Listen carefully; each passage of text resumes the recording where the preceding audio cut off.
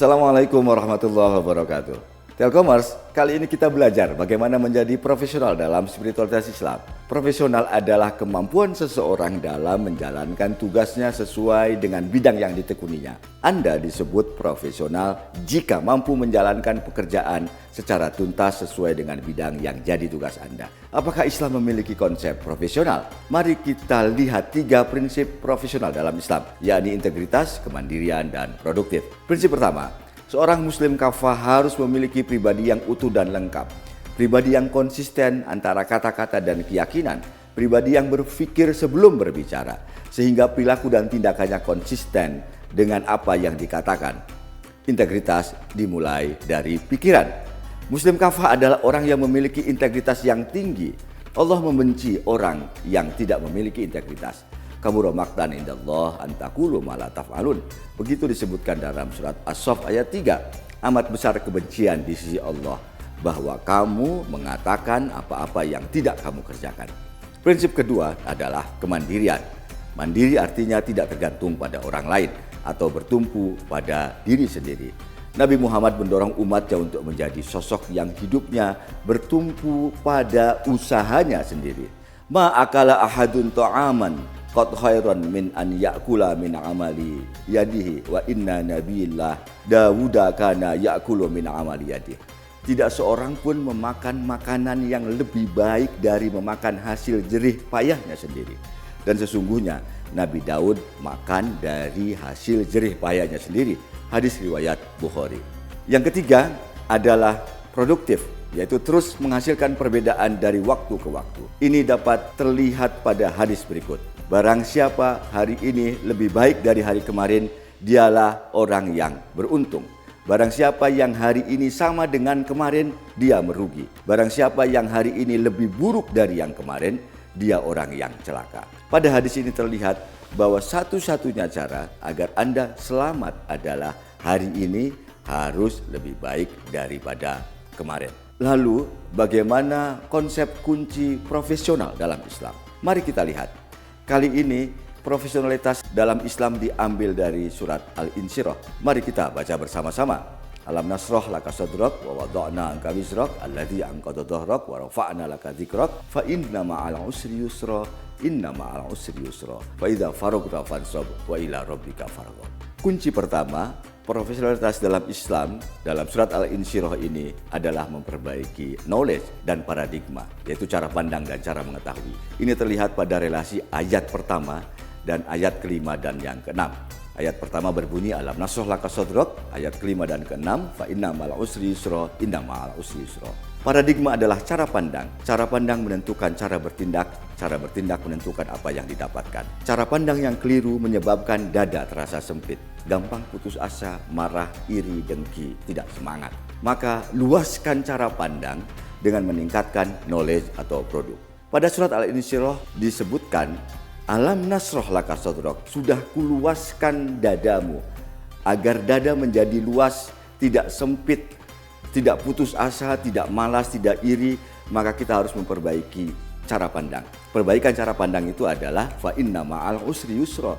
Yakinilah setiap satu kesusahan terdapat 2 kemudahan. Kalau sudah memiliki cara pandang seperti ini, Anda akan bertindak dengan pantang menyerah, yakin ada solusi terbaik atas segala masalah yang dihadapi. Akhirnya, Anda akan mendapatkan hasil yang produktif, inovatif, dan bahagia. Jika Anda bisa lihat kerja itu untuk menyebar salam, Anda akan melakukan tindakan yang penuh dengan kedamaian, kesejahteraan bagi orang lain.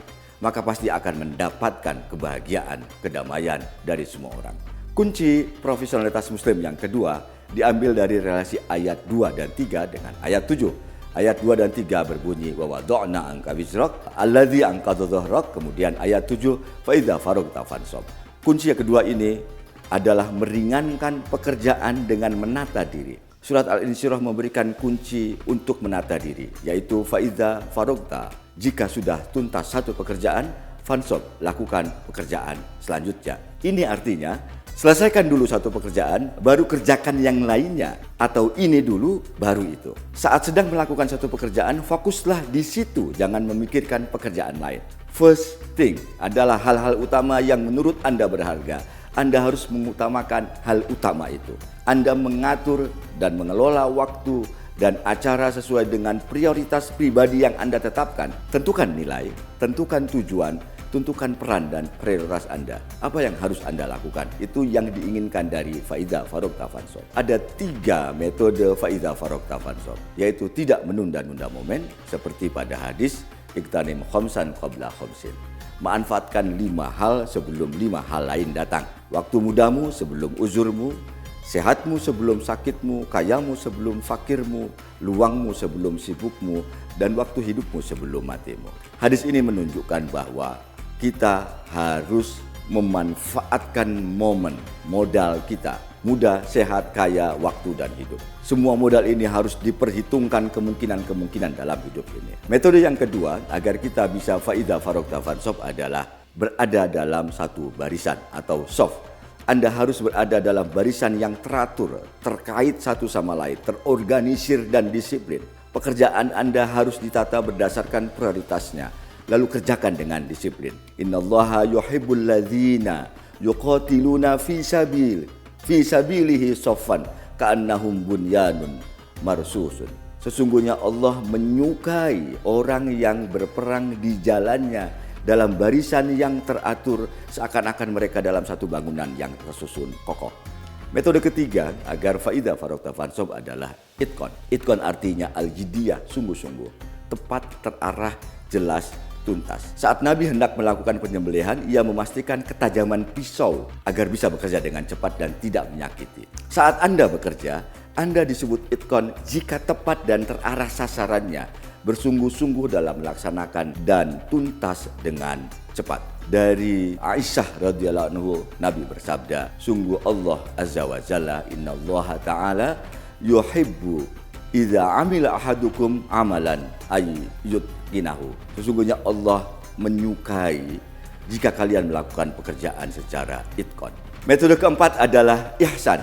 Ihsan adalah bekerja yang terbaik, memberikan lebih dari apa yang diterima. Anda harus bekerja tidak sekedar sungguh-sungguh, tapi memberikan yang terbaik. Bukan asal tuntas, tapi yang sangat terbaik. Innallaha katabal ihsana ala kulli syai'in.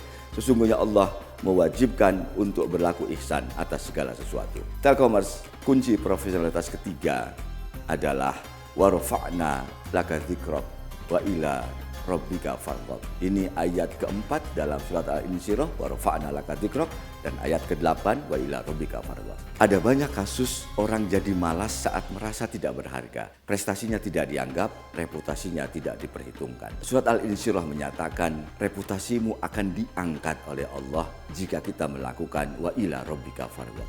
Dalam surat Al-Insyirah menyatakan cara agar kita diperhitungkan dan reputasi kita naik adalah wa ila rabbika farghab.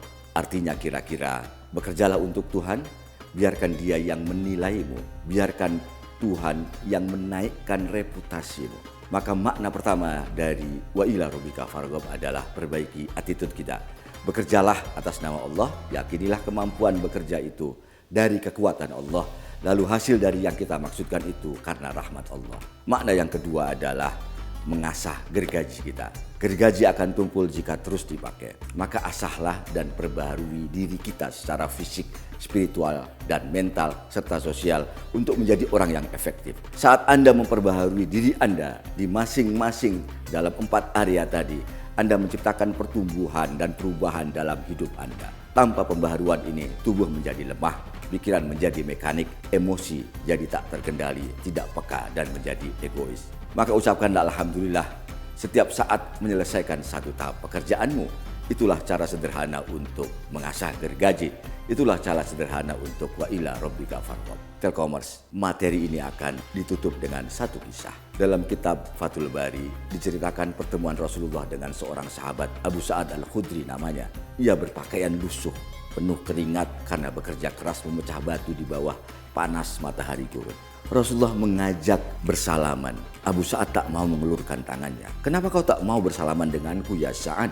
Tanya Rasulullah. Ada apa dengan tanganmu? Tanganku kotor ya Rasul. Kasar, berkeringat dan melepuh. Ujar Sa'ad dengan rasa malu. Rasulullah menarik tangan Sa'ad, menggenggamnya, lalu menciumi telapak tangan yang kotor, kasar dan melepuh itu sambil berkata, Hadhihi yadun lan tamassaha narun abada. Tangan ini takkan pernah disentuh oleh api neraka selamanya. Telkomers, tangan Anda yang telah bekerja profesional, tidak menunda, terorganisir, itkon dan ihsan adalah tangan-tangan yang telah diciumi dan didoakan Rasulullah. Percayalah. Wallahul muwaffiq ila aqwamit thoriq. Assalamualaikum warahmatullahi wabarakatuh.